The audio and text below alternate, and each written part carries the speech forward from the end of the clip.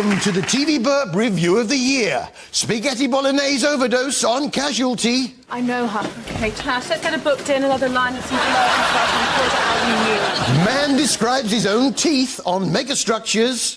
And we'll have flexible zones between them, flexible joints between them, and there's quite a large gap between each of those sections. And Charlie Slater, shocked by his own beer gut on EastEnders. Oh, what's that?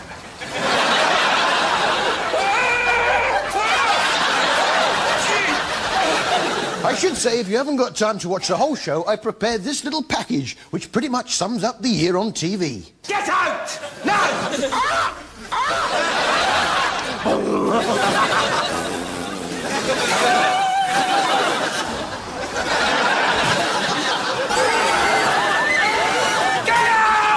Yeah, that was pretty much it. Of course, it was Olympic year, and we were taken behind the scenes to meet British Olympic diving hopeful 14-year-old Tom Daley. It's finally worth it because I'm going to be an Olympian. This is how happy I am. I'm as happy as...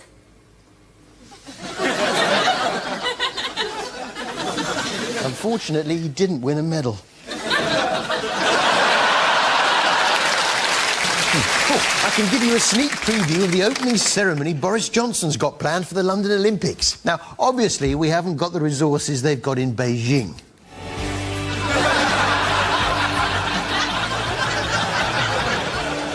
Yeah, it's going to be great.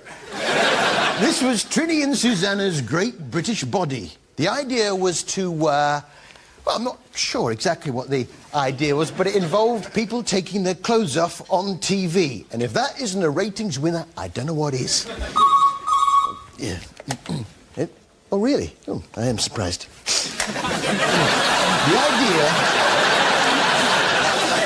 was to get as many people as they could naked on the side of a hill to, well, I'm sure, as I say, they had their reasons. At least the people who took part got something out of it. But no, it was really good. I'm glad I took part in it all. I'm really proud of myself. I actually feel as if I've done something important. That's a shame, because you haven't.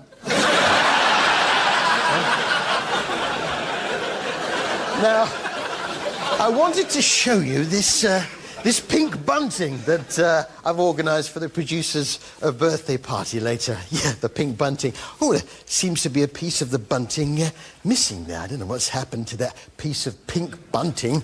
Sarah is a typical large size case. She's asking for help because her big bum is making her give up on everything else.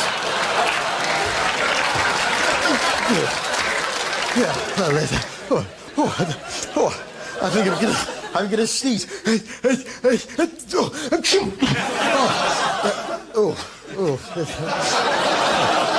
little bit of vanish on it, be fine. Now, this was Trinny and Susannah's other show, Undress the Nation. The idea was to get people to feel at ease with their bodies. Oh, the clever ways in which they got you to love yourself. Love it or loathe it, your bum is your bum. And it's really important that women say, I am me, I love me, and I love my bum.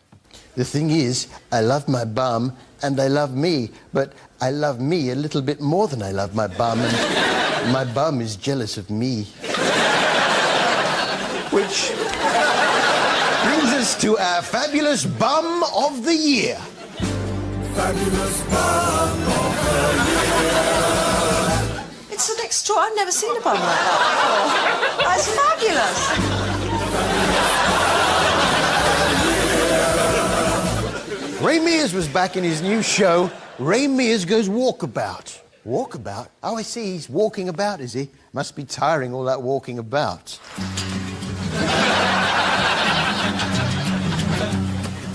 The great thing about the term walkabout is that you can use it to describe almost any sort of journey. He's walking about in a car. This time Ray's in Australia and he's met some lovely local people who have a particular way of communicating with their ancestors. The land here on Prince of Wales is sacred to the Cowreg people. It's where they've lived for thousands of years. Before we're allowed onto the island, Enid calls to her ancestors for their guidance and permission to be here. Oh! Oh! we got to drink? Lager! Lovely. I hope it's my favourite. Is it Carling? Eso. There's no need for bad language. But there he is, poor Ray, long periods on his own in the bush. Naturally, his mind turns to other things. Brand new billy can. I think it's about time it lost its virginity. All right. I think maybe he's been out there too long on his own, but I was out there myself, as a matter of fact. Yes, and of course there's no toilet paper. Oh, no. You have to make do with a leaf. There's real beauty here, but much of it is dangerous, like this, called simply and accurately the giant stinging tree. The rainforest has got a whole host of things you've got to be a bit careful of in it, and this is a real classic. This tree with these big heart-shaped leaves is one you wouldn't use for toilet paper. I did think that was a bit sore. Still, it should only last a day or so. This will continue to sting not just for a day or 2 days, up to 6 months. Can you get me that talcum powder? The big one. Yeah, I was over there, and it was interesting to see Ray getting ready to pitch his tent.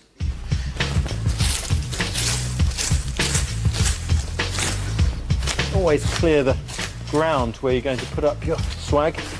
Leaf litter can be a place where you find scorpions, ants that can bite.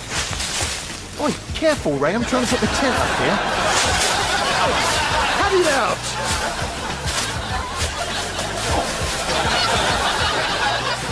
Sting!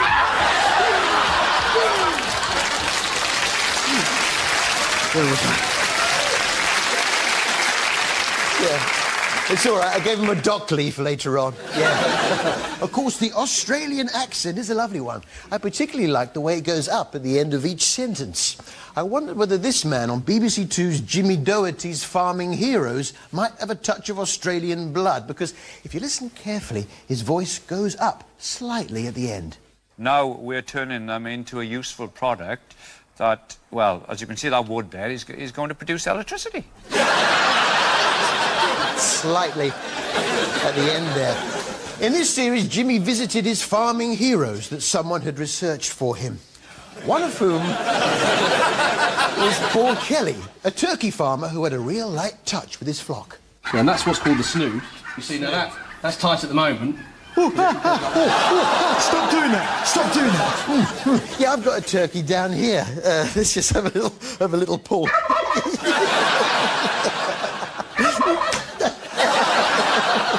Let's put this.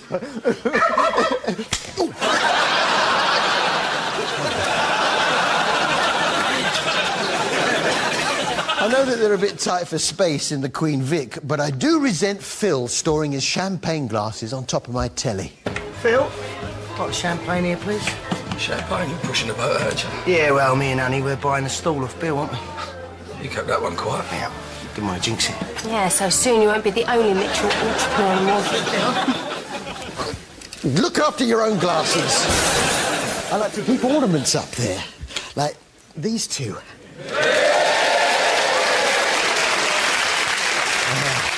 Yeah, that's nice. Well, it was nice to see Stacey's mum. Stacey's mum finally getting a bit of male attention. Oh, he was so handsome. She was so pretty. Just like you. Silly. I'm not pretty. You are. You're very pretty. Well... Meanwhile, in the Branning household, Lauren was off on a camping trip. Right. Is Lauren feeling better then? Yeah, she couldn't get on that bus quick enough, tell you. The idea of a week camping in Norfolk with a load of hormonal teenagers. I don't know. You're not going to embarrass me, are you?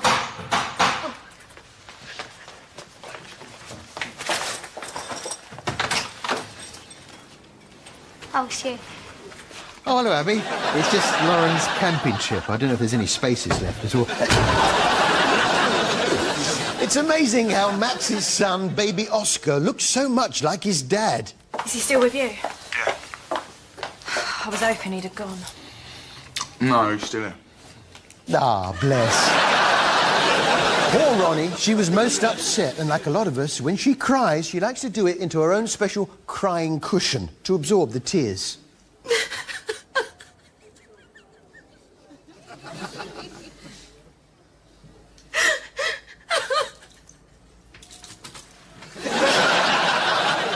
Yeah, Ronnie's crying cushion, yeah. I've got it here. There we are. Oh. Yes, there we are.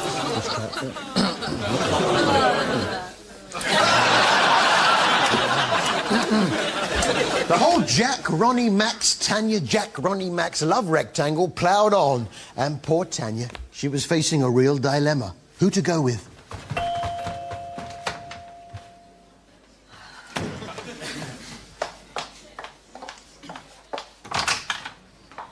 What do you want?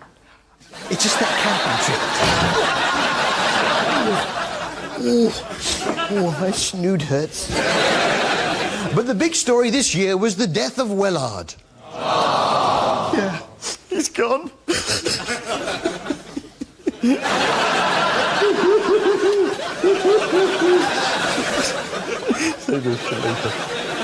Yes, Wellard, everyone's favourite TV doggy, is dead.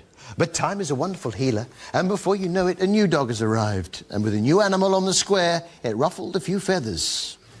Go on, you two, make yourselves at home, yeah? Right. Albert. Go on, boy. Go on. Come here.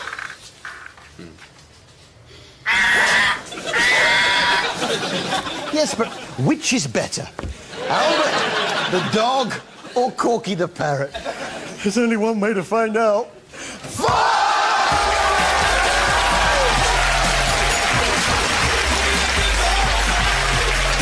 See you after the break. Go on, Corky. Come on.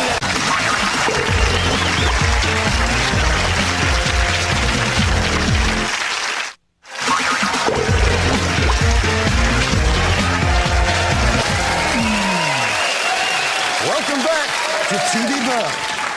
Man gets inside rhino on Michaela's Zoo Babies. Let me just check you out. Let's see what you're doing. David's poised for the last leg of Natombi's 16-month-long pregnancy.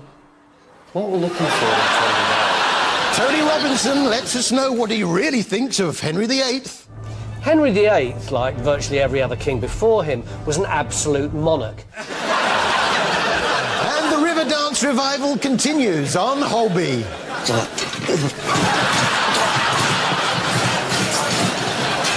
Is it me, or is David Attenborough dumbing down? If you go down to the woods today, you're sure of a big surprise. If you go down to the woods today, you better go in disguise. Come on, Dave, fight it. This was Bear's Spy in the Woods, where Dave films the whole lot with hidden cameras. This year, he was on the trail of the panda. Ah, pandas. Aren't they cute, eh? Oh, the cute, cuddly pandas. Pandas inhabit a perfumed world. They're the only bears with a scent gland. Yeah, still, the cute, cuddly pandas, eh? In a contest for dominance, reminiscent of a young boy's game, the male that pees the highest wins. Yeah, well, they're cute some of the time, but I think one of them hadn't been eating the bamboo so much as smoking it. Hey, man, where's the party? Anyone go down to the petrol station and give me a Twix, yeah? Ooh. We've got a panda working on the show. Yeah, just running errands. In fact, I gave him a jiffy bag with a new TV Burp Gold DVD in it to deliver. Yeah, I don't know what he did with it. Oh, charming, that is.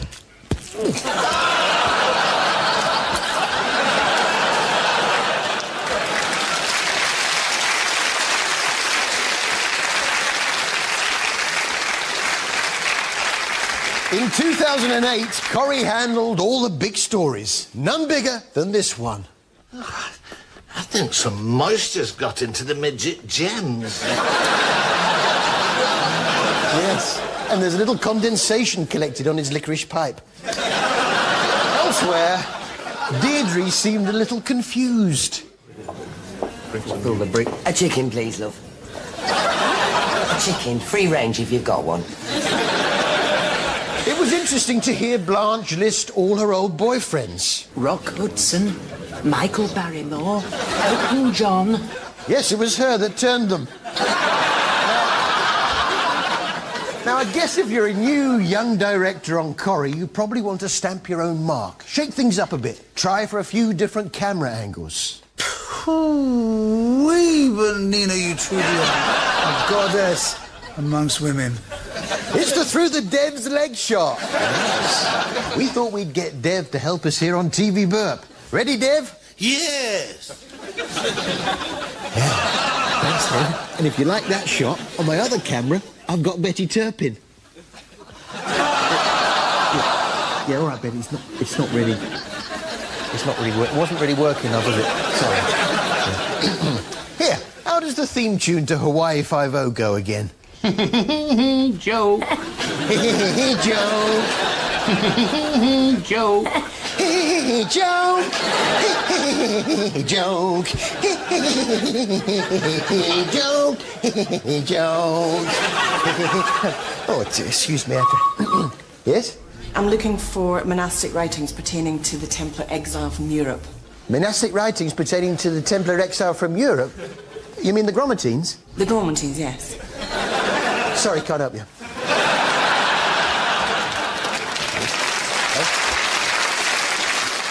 Just thinking about it, I just realised it won't be long before Springwatch is back. Hooray! Yes, Springwatch. And I did enjoy the Springwatch Spectacular with Simon King. I'm really lucky. I get to travel all over the world looking at and filming wild animals. And of course, it's great to see lions and wolves and sharks. Great! Lions, wolves, sharks! But honestly, some of the most memorable wildlife encounters I have ever had have been right here in the UK. Yeah, right. Oh, well, I suppose I should give him a chance. In this country, as far as I'm concerned, the equivalent of the cheetah and gazelle is the peregrine falcon and the pigeon. Keep talking. Hey, if you have never taken a moment to lie back in a bed of bluebells in spring, to simply soak up the heady scent and the sound of insects buzzing from flower to flower, you've missed out on one of life's most enriching experiences. Yeah, the thing is, Simon, some of us have got jobs. No, be fair, we do have our share of interesting animals here, like the deer. Yes, even deer in the heart of the town, which puzzles Simon a little. The fact that he has a doe with him, a female, means they certainly are breeding here. But it's hard to work out just how they got here. The whole place seems to be surrounded by the city. There is a railway quite close by. He must have got the train then. Super saver. Which brings us to our TV Burp Poetry Corner. TV Burp Poetry Corner. I'm Joe. I know.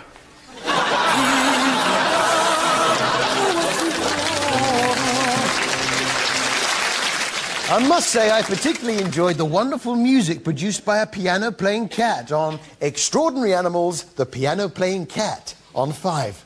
He seemed to have an instinctive feel for the instrument. We had her for about a year, and we were upstairs. We heard this little repeated note sound. It's like one of those defining moments of your generation. Yeah, I love that song. This was the Extraordinary Animals series, showcasing as it did those animals with special talent, such as the talented rodents. And of course, there is a special way of handling them. The thing about the ferret as well, get you started, there you go, is that they are extremely flexible, which is what makes them perfect for this job. And that's because they have what's known as an articulated vertebrae. Ah. So mind me back. And if you do this kind of thing... Oh, I shifted it. Yeah. Oh, I quite like that. Yeah, that's nice. Oh, that's nice. Oh, do it some more. Do it some more. From ferrets, then, to highly intelligent rats. The Apopo Centre trains rats to do life-saving work. including helping to identify one of the world's deadliest diseases. It was the brainchild of a pair of Belgian scientists and rat fans. Rat fans! Where there are rats, you'll be sure to find cheese, and in particular, Barn, a cheese sniffer, able to tell what cheese is what from one simple whiff. It's a cheddar. That's a Stilton. It's a brie. It smells worse than nappy. It is a smelly and wash rind cheese. Again, this is a blue cheese, Harbon Blue. Get a move on. I've got a picnic in half an hour. Yeah. And I've got to get Kevin and Gerbil's lunch, you weirdo. Yeah, red things. Red things. Yeah. So that's pretty much it for the year, except, of course, the show that everyone looks forward to, Britain's Strongest Man. And I was surprised to see the well-known soul singer Joss Stone entering this year's contest. We've got the Celtic Fringe to get off with Wales and Northern Ireland. Wales, Ross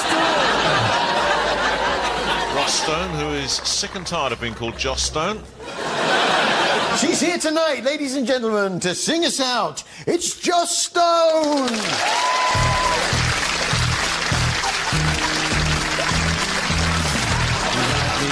You lost me, you wasted, you cost me. I don't want you get messing with my mind. I realize that in time, the mad eyes are not blind. I've seen it before, taking back my life.